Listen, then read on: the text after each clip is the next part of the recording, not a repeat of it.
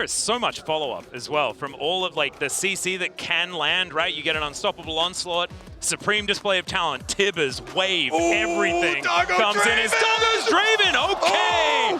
Oh no, if I'm Busio right here, I'm like, oh, Nami, Lush, this is such a powerful lane. They're going to be great. And then you see the Draven. This might be a little bit over-enthusiastic here by Ginger. Yeah, I mean, for Smite Fights, Rock Q for Kiana is very good. Yeah, here's the dive, 2v2, the flash forward from Doggo, but I don't think it's going to be enough. Masu, he flashes away. There's a stand aside, and there's also a kill in the mid lane. What the heck is going on? It's another one as Rest gets the feats of warfare. And that will be exactly what happens. So they're going to sacrifice bottom side turret plate money to the Rex side then, and Junja wants to come in and use his smite. Well, they're looking for an angle. Supreme display of talent does come down as Junja keeping himself alive there with the ulti.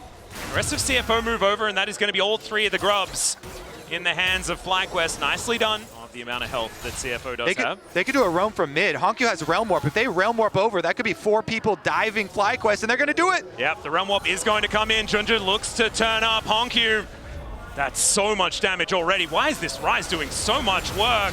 As Masu in so much trouble, the Pop Blossom is going to connect onto Busio. Another cash in, and it's a double for Doggo. So he didn't have that to create the extra time for the teleport from Quad to come in. Quad's teleport gets nothing. Inspire trying to finish off the Dragon in time, but... Yeah, it's a 2v2 here. Dragon and Rest against Inspired and Bwipo, and it's the flash out. He's going to be dead, and I don't think you'd want to push your luck, and that's exactly what he considers as well.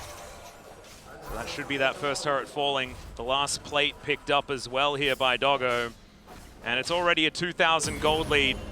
Make that about 2.2 just for the Draven alone. All right. They're just getting turret plates all over the map at the moment. I think it's a garage sale or something like that. All right, there's another one here, but maybe they can kill Bwipo at the same time. He gets knocked up. Junja turns up as well. And now Killer is going to be put down, and the ulti comes on through for Rest. Tries to get himself out of the way. Junja was tanking the turret. Bwipo is pretty tanky, so they're not going to be able to kill him. Great Bubble is going to catch the Rek'Sai as he tries to flee, and this time Busio has the They were both there as the culling is going to come on through here. Now with no turret plates, this turret is under a lot more threat, and especially with a big old Draven there, they will be able to take that one down. Second turret here. Of this region, and then being so proud of Flash Wolves. Wait a second. Yeah, the flash in from Inspired still gets the stun onto Honkyu, but the phase rush as he gets out of the way. Supreme display of talent is what he was looking for, but he fails to dodge it. And the shutdown, because they have a very large Draven and the will to do so. Should be this Rift Herald going down, and that is the Eye Collective. We're ready to try and get kills. Understanding the longevity of the comp isn't necessarily what they're thinking about, as that is going to be Junja, able to even out these dragons. You're in a turret. That is so much money. Over to CFO. It's a Cloud Soul this game as well. We love to see that. FlyQuest assisted, but it was constant pressure from the opening of the game, and that has been true for CFO as we see them take another tower here.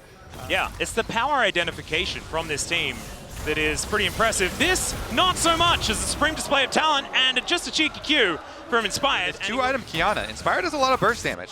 He has no more ultimate now. I've seen this movie before, the one that's happening in the top lane, so we are going, no, we are back here, and he's dead again. It's the same movie. It's on repeat. I think his Azir was absolutely phenomenal in the last game, but this Ryze has been targeted. See how he manages to cope with this, as once again, they're just running towards him. Does get stunned up as the tidal wave comes in as well. There's a great knock-up, flash out of the way from the bubble. That is still Honkyu once again under a whole lot of threat as Masu with the cleanse. As Kaiwing needs to get himself out of that situation. I don't think this Otacon is going to be an option for them as Masu dashing in. Supreme display of talent goes wide as Inspired also able to get into stealth. That will be able to keep him alive against Doggo and Rest, but you can see that CFO, the dragon that they were looking for, it was the Otacon instead, down to 50% here, as Junja puts his own pillar down as they want to take out Tibbers before this fight is going to break out. But I mean, there just aren't very many people here for CFO. It'd have to be a steal as now Rest looking for that angle, trying to find the knockups here, as out he goes as Doggo just takes down Quad. They're all starting to explode, and now he presses W, runs forward. Masu trying to get out of there, the axe from downtown, and he gives the thumbs up as he looks to chase out Masu here. There it is, grabs the triple, and Doggo on this Draven, looking like it won't be adding to that 10 column. The Realm Warp Nico ultimate, beautiful engage from CFO. Hongq is able to get Kaiwing right on top of FlyQuest, and they take down every last member. Clean ace. Oh my goodness, CFO busy trying to count them out here, and it looked like with that Rift Herald they might be able to make the play, but it wasn't the case, and CFO now move to an 8,000 goal. As well as Hongq. Gonna try and get some revenge here as Inspired is lying in wait. Looks like Hongq's not gonna be pushing too far forward. That's a lot. It's looking difficult to identify what the next play you should make is. As Whippo was trying to find a little bit of an angle, the pillar comes down, Tangle Barbs as well to hold him in place, but he's not exactly a priority target. Rest seems to have found Quad here, who's looking to clear out this minion wave underneath the turret to avoid that one falling down to the Rek'Sai. And CFO just moved back towards this Baron. Cheeky little ward there is actually unseen, as now the pillar is doing great work against Whippo once again. Good double knockup though, as he finds the ulti onto 2. That is going to be another Pop Blossom connecting though out of Kaiwing. He finds the double, as Whippo able to make his way up, but Doggo finds that last act. Supreme display of talent doesn't work at all, and Doggo keeps himself alive because, like you say, this guy's a tank on the Draven. Bussio's turned into fish food. It's another multi-kill here as the ace comes in for CFO, and it is clean once again. And they are looking to finish their 2-0 and move on to quarterfinals.